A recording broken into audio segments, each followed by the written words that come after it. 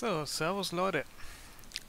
Ich zeige euch heute mal, wie man auf Legendär einen ordentlichen Speedrun hinkriegt, beziehungsweise was ihr für Builds dazu nutzen oder spielen könnt. Explizit haben wir im Team die Builds bei District Union. Zeit war 11 Minuten 31 genutzt und auf Capitol hatten wir glatt 11 Minuten. Ja, unter anderem geht es um ein typisches Hunter-Bild, wie ihr damit 13 Millionen Schaden mit einem Schuss machen könnt. Das zeige ich euch jetzt. Gehen wir gleich rein. Wir fangen mit dem Hunter an. Ich umreiße es nur kurz. Das sollte eigentlich vielen schon grob bekannt sein. Ist eigentlich ja, recht typisch. Als Spezialisierung wird hier die Feuerwand genutzt, um eben das Stürmerschild auch nutzen zu können, dass wir hier mehr Schaden auf kurze Distanz rauskriegen. Waffe ganz klar in dem Fall Scorpio. Hauptgrund, dass wir die Scorpio nutzen, die werden auch von allen 4 Teammitgliedern genutzt, dass wir Statuseffekte auf die Gegner kriegen. Zusätzlich natürlich dann das Ganze über dem Hunter-Set. Schauen wir uns mal kurz an. Das Hunter-Set gibt ja dementsprechend, wenn Sie einen geschwächten Gegner mit Ihrer Waffe töten, erhalten Gegner im Umkreis von 5 Metern verschwommene Sicht. Und gleichzeitig wird auch nochmal der Waffenschaden erhöht. So, es geht hauptsächlich auch um die verschwommene Sicht.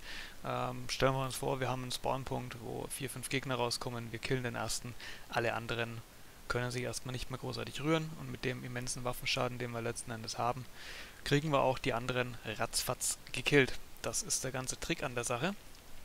Ansonsten haben wir natürlich in dem ganzen Set Schrotflintenschaden mit dabei. Wir haben auch nochmal Rüstung durch Kills, Lebensenergie durch Kills. Alles ganz vorteilhaft, wenn wir im Legendär was Gutes, Schnelles überleben wollen auch. Dementsprechend mehr Waffenschaden. Ich denke, den Rest vom Set, ihr kennt es weitestgehend, beziehungsweise pausiert einfach, lest euch kurz in Ruhe durch. Ich möchte das Ganze relativ kurz halten. Von den Stats her haben wir weitestgehend überall Waffenschaden drauf, das zeige ich in der Übersicht gleich nochmal. Wir haben Crit-Chance und Crit-Schaden-Mods. Das Ganze, gehen wir einfach kurz die Hunter-Teile durch, habe ich natürlich dementsprechend so immer auf allen Sets drauf, entweder Crit-Schaden oder Crit-Chance. Ich zeige es euch in der Übersicht dann, was wir letzten Endes haben. Und hier kommt einmal ein Teil, wo wir eben nicht Waffenschaden, sondern hier haben wir Rüstung drauf. Hat hauptsächlich den Hintergrund, dass wir in Verbindung mit dem Memento mit einem blauen Stat und einem gelben Stat plus hier den einen kriegen wir immerhin schon mal ein Schildrang 3, was uns 100% mehr Schild-Lebensenergie gibt. Das Ganze ist natürlich schon wichtig. In dem Fall haben wir dann knapp 2,6 Millionen Schild-Lebensenergie. Das bringt uns natürlich, gerade wenn dann doch mal der eine oder andere Gegner auf uns schießt, dann doch einiges, dass unser Schild einfach länger hält. Also sprich auch wir keinen Schaden bekommen.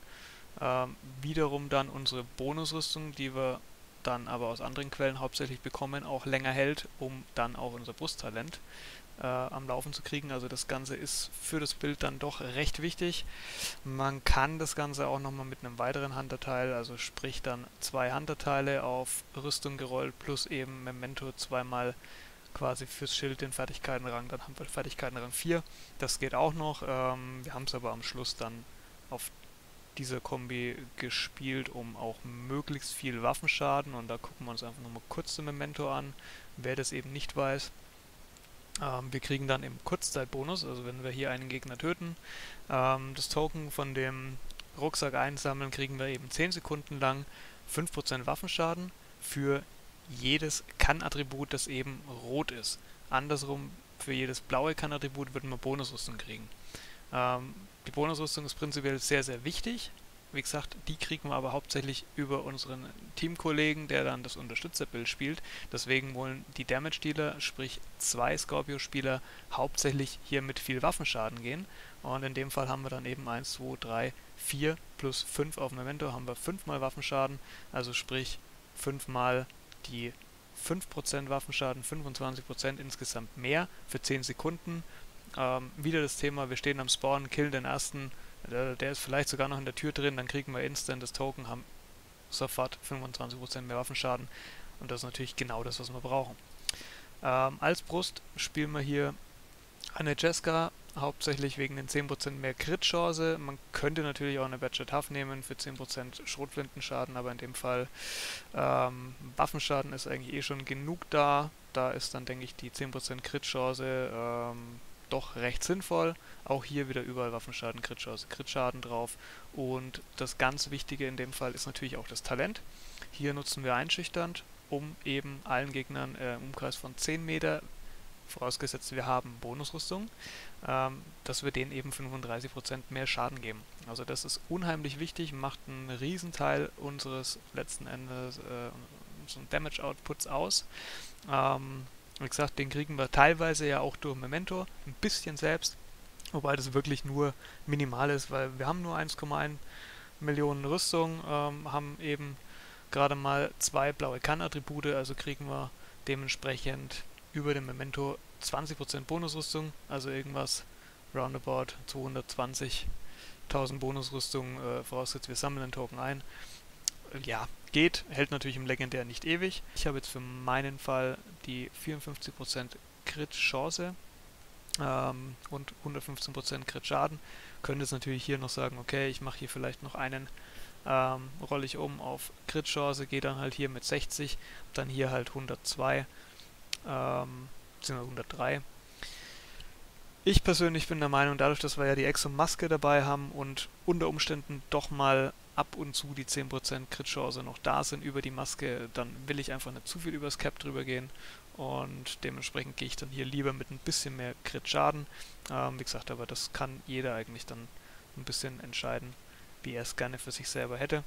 Und jetzt kommen wir eben zum Clou der ganzen Sache, was unsere Unterstützer spielen. Und da wird es jetzt ganz heiß. Und zwar haben wir einmal einen Tank mit dabei. Im Prinzip die ganze Kombination ist einfach so ausgelegt, dass halt die 4 Leute in der Gruppe sich möglichst gut gegenseitig buffen und möglichst viele Talente, Boni und so weiter und so fort aktiv sind. Deswegen fangen wir beim Tank an. Wir haben einmal die Spezialisierung und zwar hier die Armbrust, sprich den Überlebensexperten. Der hat folgenden Hintergrund, dass wir 10% mehr Schaden gegen Gegner kriegen, die von einem Statuseffekt belegt sind. Mit was macht man Statuseffekt? Natürlich mit unserer Scorpio. So, deswegen haben auch alle 4 Spieler die Scorpio. Das ist einfach unheimlich wichtig, dass wir hier den einmal dabei haben für die 10% mehr, quasi eigentlich bei jedem Gegner. Normalerweise würde das der Heiler spielen. Wir haben einen Heiler, ja, aber wir brauchen beim Heiler den Techniker, dazu komme ich aber später noch. Deswegen spielt der Tank den Überlebensexperten. Waffe haben wir auch wieder hier die Scorpio. Sekundärwaffe ist übrigens ja, relativ egal. Freie Wahl, sage ich mal. Im Prinzip wird nur die Scorpio genutzt. Das wäre jetzt eher ein Notfall, falls mal wirklich einer relativ weit weg ist, irgendwo sich versteckt hat. Aber gut, für einen Speedrun, wenn er weit weg ist, dann ja, kann man es eigentlich eh schon vergessen. Von daher ist das relativ egal. Wir haben 4 Teile wahrer Patriot. Und zwar in dem Fall muss es auch die Maske, der Handschuh, Holster und Knieschoner sein. So, wir haben überall drauf den Rüstungswert natürlich, weil klar, wir haben einen Tank, wir wollen möglichst viel Rüstung und wir haben überall drauf Crit-Schaden oder Crit-Chance. Beim Rucksack spielen wir einen Badger Tough für 10% mehr Schrotflintenschaden und natürlich auch, weil der grundsätzlich immer mit Rüstung auch kommt, also verhältnismäßig dann einfach zu finden ist. Ich meine, auch hier könnten wir rein theoretisch einen Jeska-Rucksack spielen, aber den dann mit Crit-Schaden, Crit-Chance plus dem Talent und dann eben so zu kriegen, dass ich hier Rüstung statt Waffenschaden drauf holen kann. Unheimlich schwer, also von daher Badger Tough hier eigentlich die Wahl, mit dem wir gehen. So, das Wichtige ist hier das Talent. Und zwar aufrütteln fügt man einem Gegner blind festkleben, verwirren oder geschockt zu, erhalten Verbündete in einem Umkreis von 20 Metern 10 Sekunden lang 40% der eigenen Rüstung als Bonusrüstung. Das ist Punkt 1, mit dem wir Bonusrüstung geben. Und wir sprechen hier von 40% von 1,9 Millionen. Also das sind dann schon ein paar Prozentchen. Und das zweite Teil ist dann dementsprechend die Brust. Hier haben wir die benannte Gilaga, die Speer, die uns hier auch wieder Crit-Schaden, Crit-Chance, Rüstung gibt.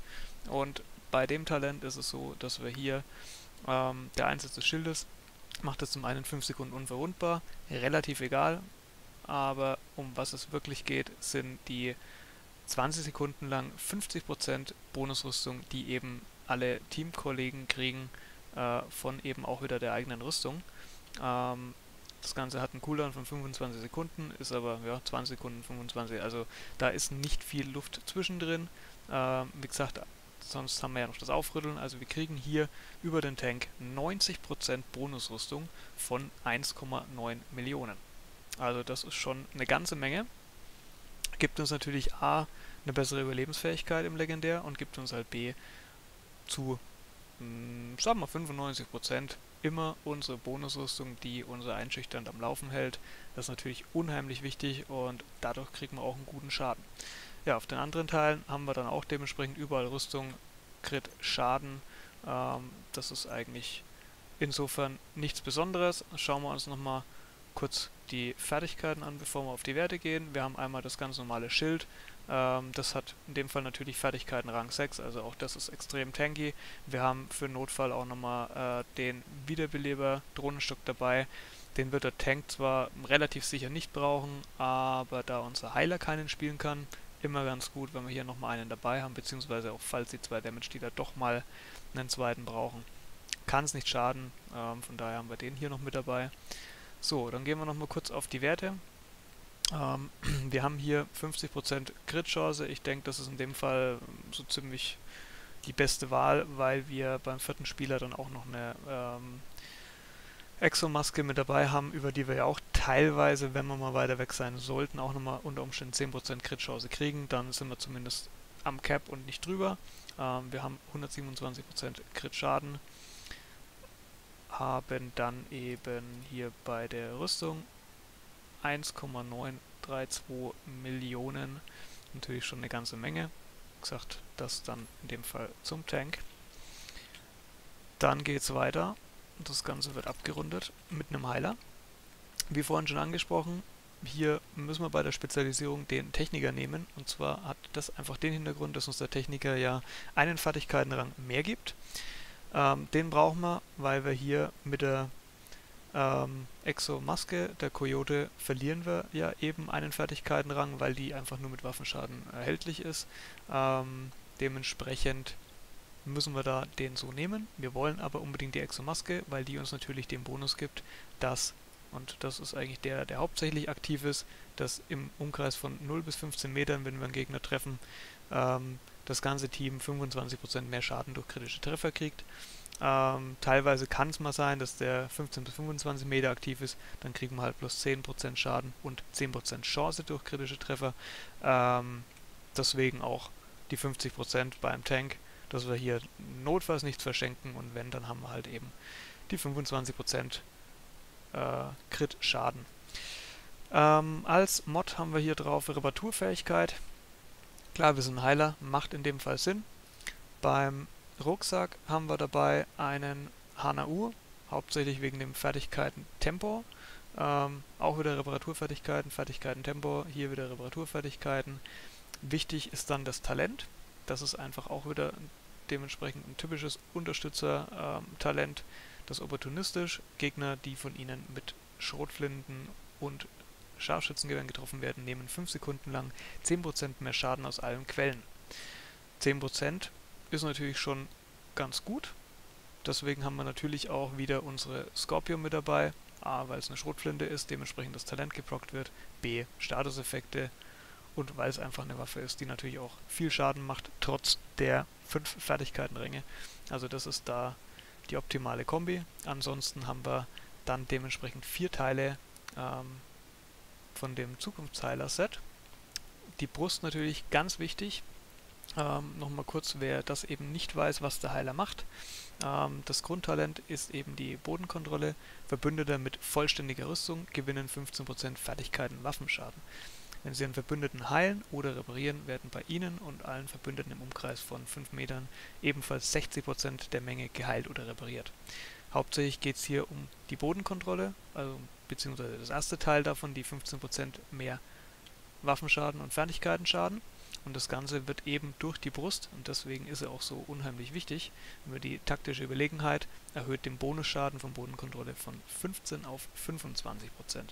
Und 25% mehr Schaden, und der wird vor allem am Ende der Rechnung oben drauf gepackt, sprich wir machen meinetwegen normal 1 Million Schaden mit unserem letztlichen Schuss, und wir kriegen hier dann die 25% mehr, dann machen wir 1,25 Millionen, also das ist natürlich dann schon eine ganze Menge, die da on top geht, plus dann, sagen wir einfach mal, die 10% über den opportunistisch, dann sind wir schon wieder höher, und dann haben wir hier noch 25%, die ja vorher schon drauf gehen, also ja, deswegen auch der Heiler bringt uns eine ganze Menge Schaden plus Überlebensfähigkeit. Wir schauen uns noch kurz die anderen Teile an. Wir haben dann hier überall eigentlich ganz simpel Fertigkeiten, Rang, Reparaturfertigkeiten, also das kann man ganz kurz durchgehen, das sieht man auf jedem der Teile, nichts Besonderes in der Richtung. Wichtig ist dann einfach noch der Kemwerfer als Skill, und zwar natürlich der Verstärker-Kemwerfer, der uns dann dementsprechend heilt, beziehungsweise unsere Teamkollegen. Hier haben wir eine verbündete Reparatur von knapp 1,4 Millionen Lebenspunkten, haben 9 Munition, 20 Cooldown. Im Regelfall reicht es, da wir ja unser Schild immer haben, da wir Bonusrüstung haben, haut es ganz gut hin. Als zweiten Skill, das ist jetzt ein bisschen ungewöhnlich für einen Heiler, aber da wir ja keinen reinen Status-Effekt-Spieler dabei haben, nimmt der Heiler dementsprechend noch den Impulsgeber, das Störgerät mit. Hier haben wir auch immerhin Fertigkeiten Rang 6, zwar sonst nicht wirklich viel an Fertigkeiten dafür, also ein bisschen Fertigkeiten-Tempo, aber immerhin haben wir hier auch nochmal 60% mehr Radius, 60% mehr Effektwirkzeit, kriegen immerhin 5,1 Sekunden. Wie gesagt, das ist nicht die Welt, aber gerade District Union, wer legendär den Anfang kennt und weiß, dass da gerne mal oder eigentlich immer die 3 Roboter rumstehen, die immerhin 5 Sekunden außer Gefecht ziehen und dann die Damage Dealer mit der Scorpio drauf. Ja, hilft schon ungemein und in dem Fall dann doch recht wichtig. Ja, im Großen und Ganzen war es das auch schon zum Bild. Wir können nochmal hier kurz gucken. Ich meine, da ist natürlich jetzt hier nichts Besonderes bei der Crit-Chance, Crit-Schaden. Das ist ja auch gar nicht ja, der Fokus bei dem Bild. Wie gesagt, hauptsächlich geht es einfach um den mehr Schaden, den wir bei unseren Teammates dann eben austeilen. Schaut euch einfach mal die Videos an. Ich werde die auch nochmal in der Videobeschreibung verlinken. Wie gesagt, District Union und Capitol. Ja, zum Zeitpunkt der Aufnahme hier sind wir damit mit beiden Runs auf speedrun.com als zweiter Platz verifiziert, beziehungsweise beim einen exakt zeitgleich mit dem vorherigen zweiten Platz schon. Ja, ich denke, das zeigt dann auch dementsprechend, dass die Builds so funktionieren, wenn das Ganze eben schön miteinander harmoniert. Ja, wenn euch das Video gefallen hat, würde ich mich freuen, schreibt einfach mal in die Kommentare, was ihr von dem Bild so haltet, ob ihr irgendwas anders machen würdet, ob ihr andere Ideen habt, ob ihr es selber mal spielen wollt, ausprobieren wollt. Würde mich freuen, wenn ihr da einfach mal einen Kommentar da lasst.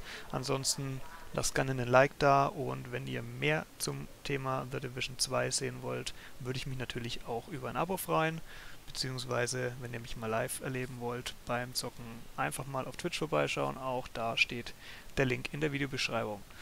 Jungs, macht's gut, euer Schlumpf666, ciao ciao.